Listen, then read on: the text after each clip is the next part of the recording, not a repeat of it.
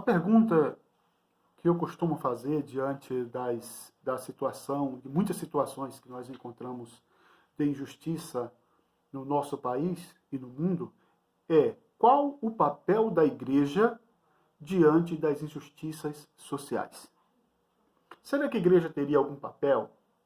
Será que ela teria alguma função além de pregar, além de falar da mensagem cristã?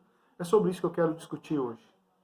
Mas eu não quero discutir isto apenas falando sobre a igreja em si. Mas eu queria trazer como base da minha discussão uma música muito interessante que foi gravada no Brasil há muitas décadas, do cantor Zé Geraldo, que tem como título Cidadão. Essa música, ela nos permite fazer uma análise interessante. Por quê? Porque essa música está dividida em três momentos. Ela nos apresenta um cidadão, um trabalhador, que, que representa de fato a maioria das pessoas nesse país, um trabalhador que ele é responsável por erguer, ou representa aquelas pessoas que são responsáveis por erguer as nossas cidades. Alguém da construção civil. Pelo que a música me apresenta, não se trata de um engenheiro, não se trata de um mestre de obras, não se trata de um pedreiro. Parece-me que Zé Geraldo está falando do ajudante de pedreiro. Ele está no final da linha da construção, mas ele tem uma importância extraordinária. É ele quem faz a massa. É ele quem põe o cimento no chamado pé da obra, para que o pedreiro trabalhe. E agora imagine esse cidadão que trabalha de sol a sol, ele tem no mínimo 8 horas de trabalho, tem pouco descanso, final de semana ele certamente estará cansado, não tem o direito ao lazer, não tem o direito de desfrutar de nada, até porque o seu salário certamente não dá para poder cobrir todas as despesas, para lhe permitir, por exemplo, ir ao cinema ou levar o filho ao teatro no final de semana. Mas ele trabalha, ele é responsável por erguer os grandes prédios, os grandes edifícios das nossas cidades, das nossas metrópoles. Mas o que a música diz sobre esse cidadão? Fala que esse cidadão, ele tem um sentimento, uma tristeza, uma frustração. Por quê?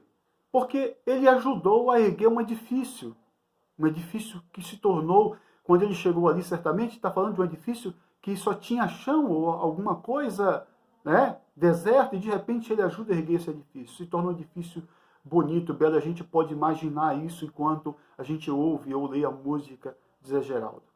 Ele ergueu o edifício, mas depois do edifício pronto, ele volta lá. E ele começa a olhar para esse edifício.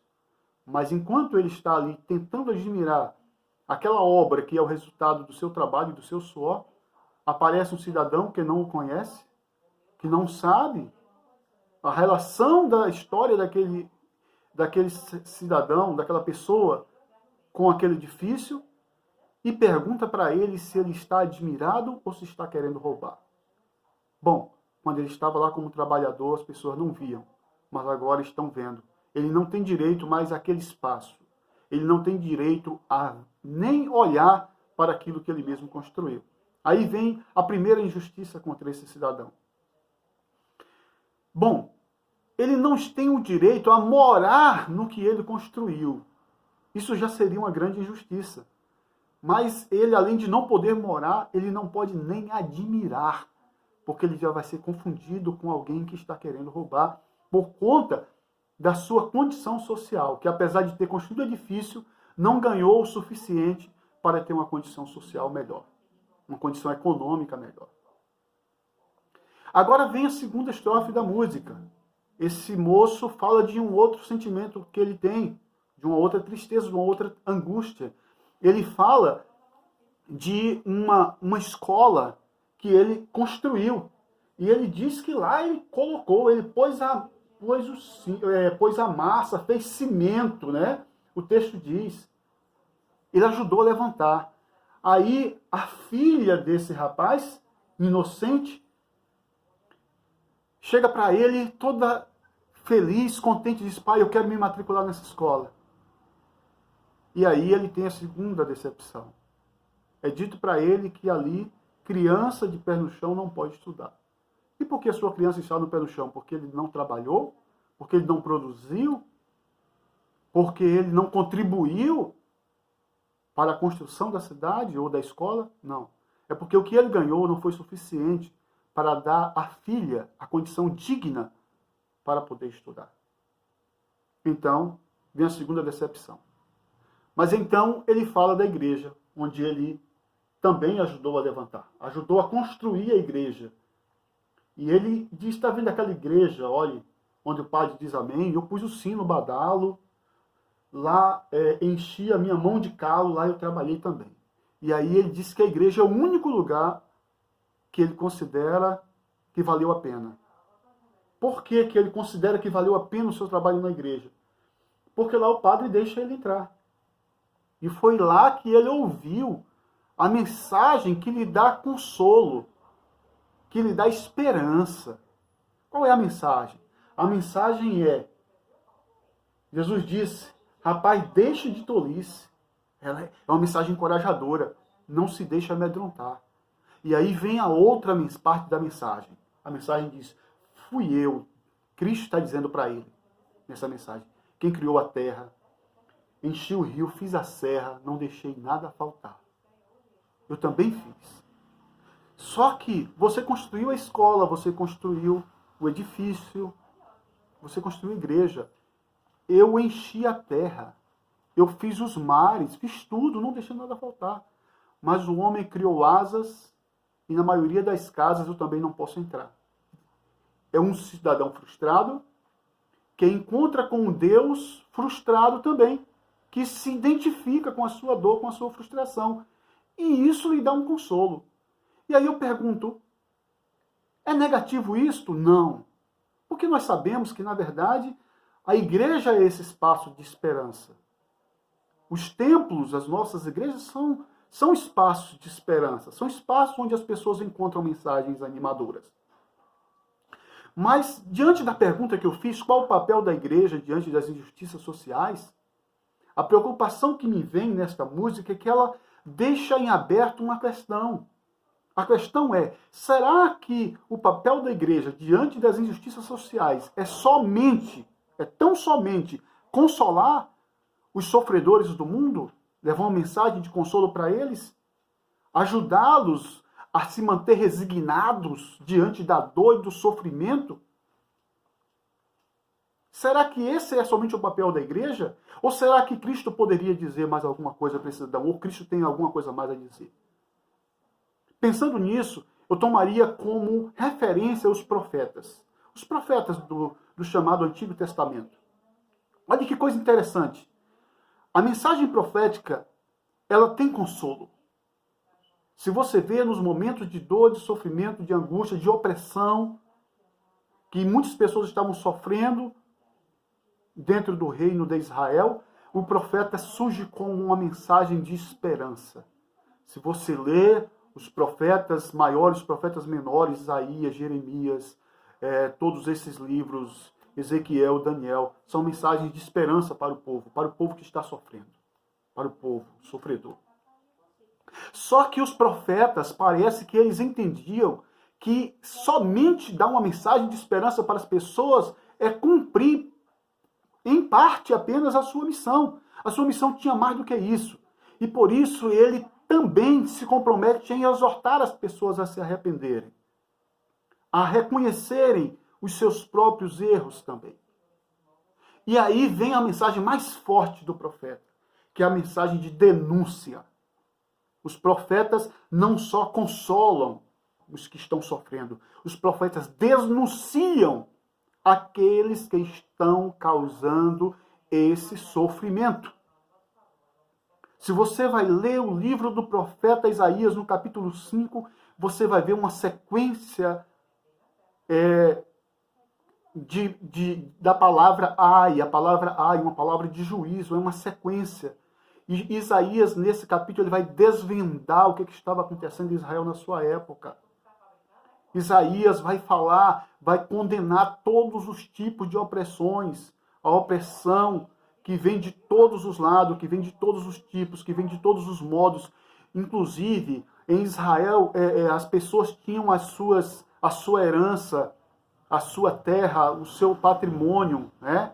E que eram divididos, cada família tinha a sua própria terra. Na época do profeta Isaías, as pessoas ricas estavam dominando a terra, estavam tomando conta de tudo, excluindo, expulsando os pobres, o latifúndio estava se expandindo. E o profeta vai denunciar isto.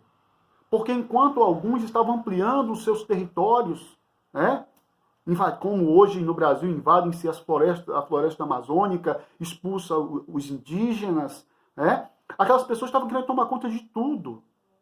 Enquanto excluíam a maior parte das pessoas e condenavam essas pessoas à miséria, sendo que a lei judaica dizia que essas pessoas não poderiam viver sem suas terras.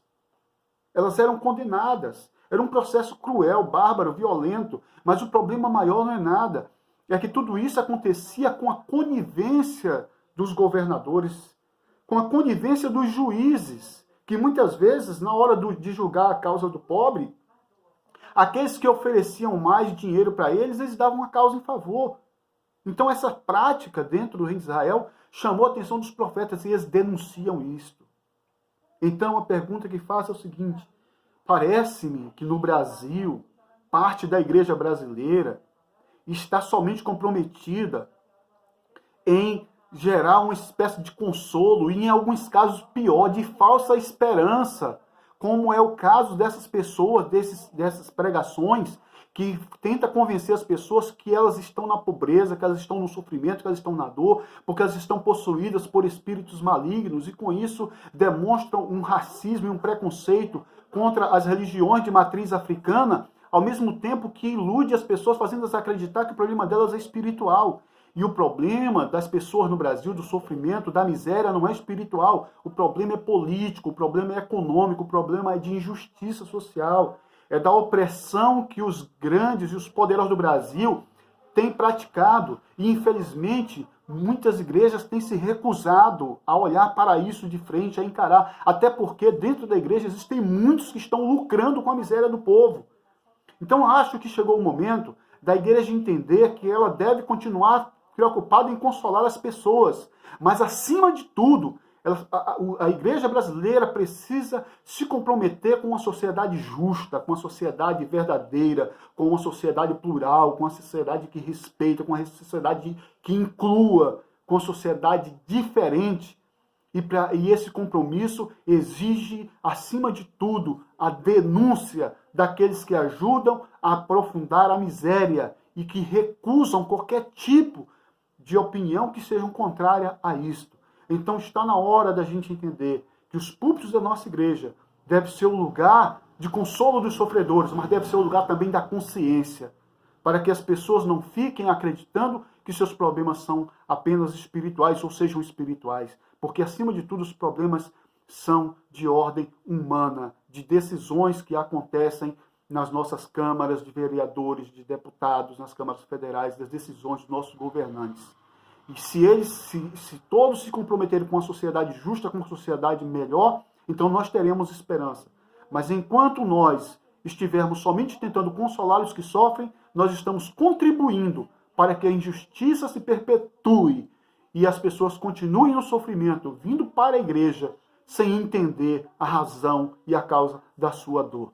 Por isso, eu acredito que o papel da igreja diante das instituições, eu chamo a atenção para isso, imagino que deveria ser consolar, exortar, mas acima de tudo, denunciar e, por outro lado, esclarecer.